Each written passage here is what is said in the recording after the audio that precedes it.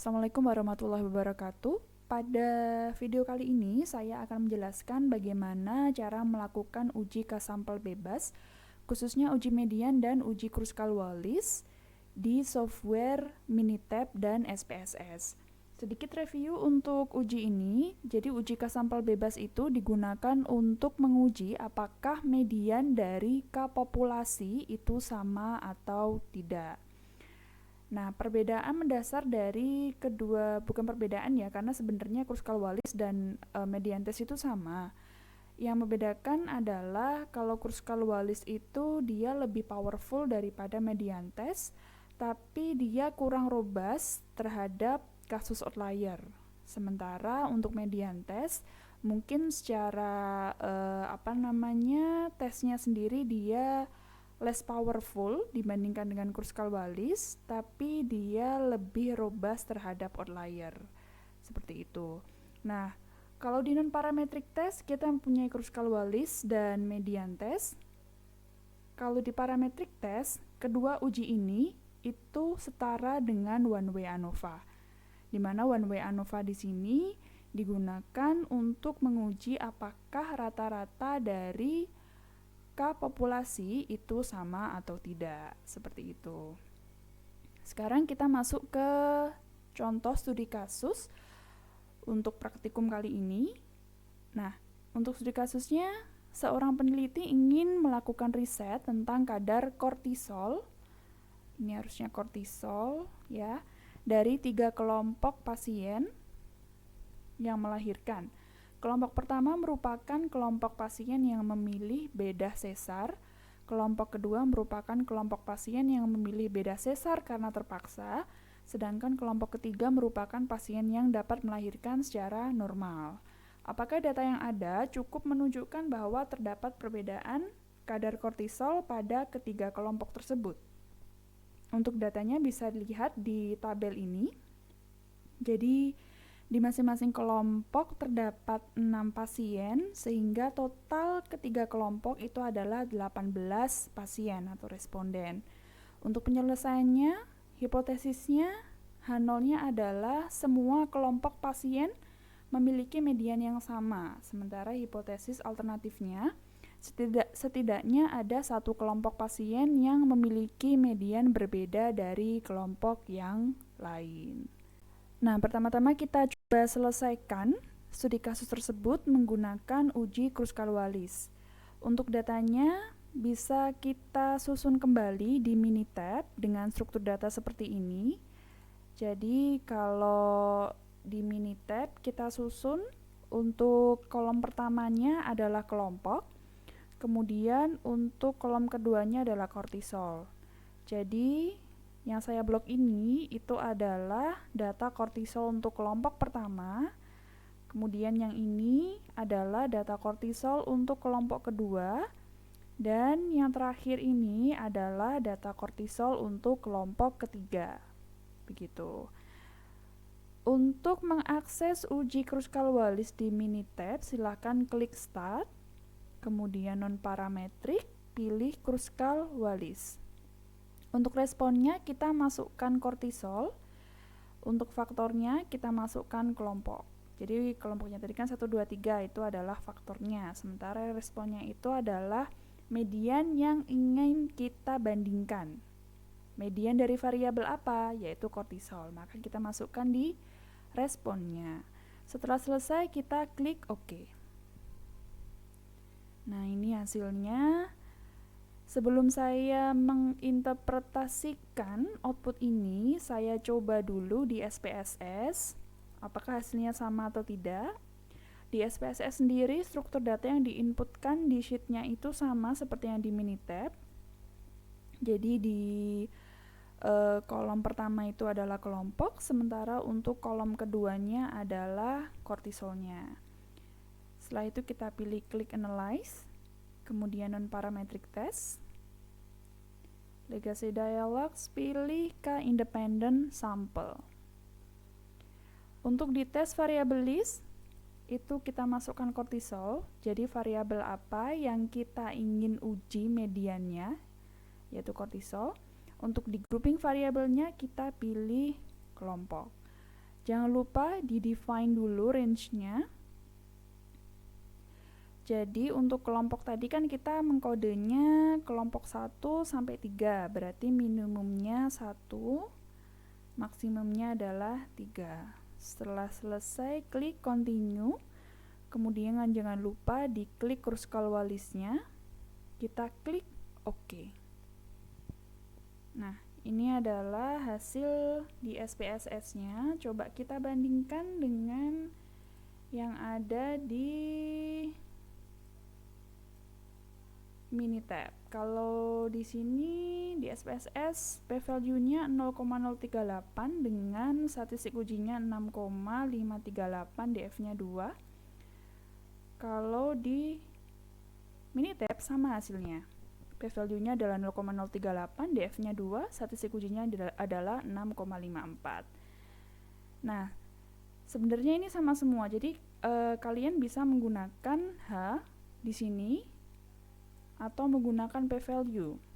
Jadi kalau H di sini nanti kita akan bandingkan dengan chi-square tabel, di mana p-value-nya 0, misalkan alfanya 0,05 ya, berarti nanti kita bandingkan dengan chi-square tabel ketika 0,05 dengan DF-nya 2, atau nanti kalian bisa gunakan p-value dan kalian bandingkan dengan alfa sama dengan 0,05. Oke, misalkan untuk mencari chi-square tabelnya ya. Jadi untuk Kruskal-Wallis tadi statistik ujinya adalah 6,54. Kemudian DF-nya adalah 2, p-value-nya 0,038. Misalkan nanti ketika kalian hitung manual, kalian hanya mengetahui ini. Nah, bagaimana cara menghitung p-value ketika diketahui statistik ujinya dan DF-nya? Caranya adalah kita pilih chi-square distribution right tail. Jadi jangan lupa pilih yang right tail ya. Kemudian untuk X-nya kita masukkan statistik ujinya atau hanya kalau di Minitab itu. Kemudian untuk DF-nya kita pilih 2. Ya, hasilnya sama, 0,038. Nah, ada juga misalkan nanti hanya diketahui p-value dan DF-nya. Bagaimana cara mencari statistik ujinya? Kita pilih chi-square inverse right tail. Probability-nya kita masukkan ini. Kemudian degree of freedom-nya kita masukkan 2. Hasilnya adalah sama. Begitu. Nah, sekarang kita coba mengambil keputusannya berdasarkan 2 hal. Yang pertama adalah p-value kita bandingkan dengan 0,05, yaitu alfanya. Berarti ini kan kurang dari ya, 0,038 kurang dari 0,05, sehingga keputusannya adalah tolak H0. Kita juga bisa mengambil keputusan berdasarkan statistik ujinya kita bandingkan dengan chi-square tabel. Jadi kita cari chi-square tabelnya untuk X-nya. Berarti kita pakainya bukan yang ini, tapi kita pakainya yang chi-square inverse right tail 0,05, yaitu alfanya, dengan degree of freedom-nya sama, 2.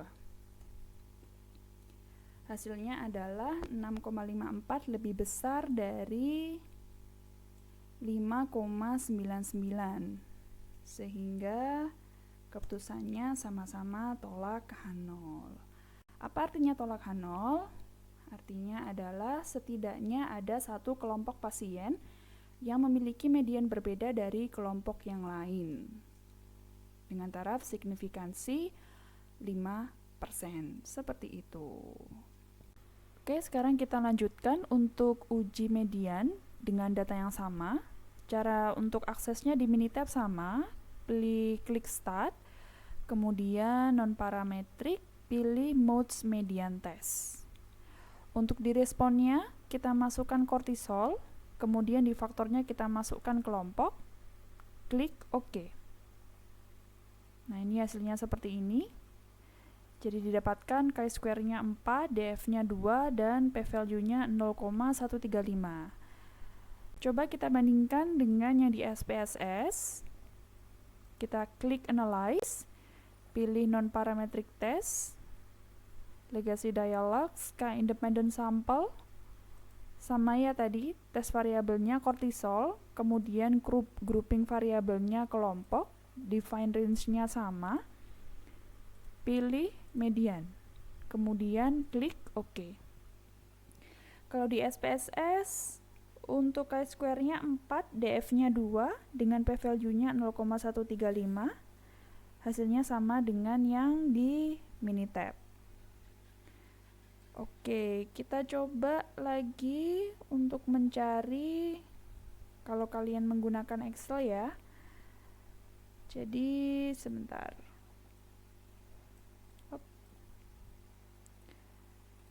Untuk start ujinya didapatkan 4, df-nya 2, p-value-nya sama. Kita menggunakan chi-square distribusi right-tail. Kemudian dengan X-nya 4 dan degree freedom-nya adalah 2. Hasilnya sama, 0,135.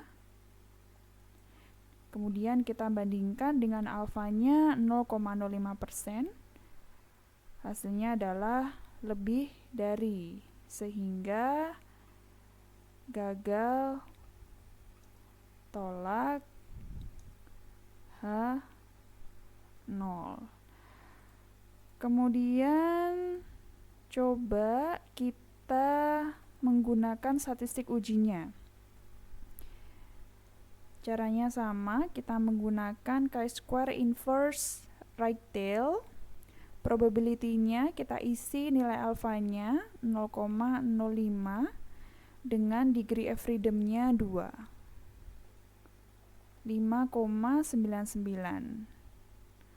Kurang dari berarti keputusannya sama, gagal tolak H0. Sehingga kesimpulannya kalau menggunakan uji median adalah semua kelompok pasien memiliki median yang sama dengan taraf signifikansi 5%. Nah, ternyata Kruskal-Wallis dan median memiliki hasil uji yang berbeda. Lalu manakah yang paling benar?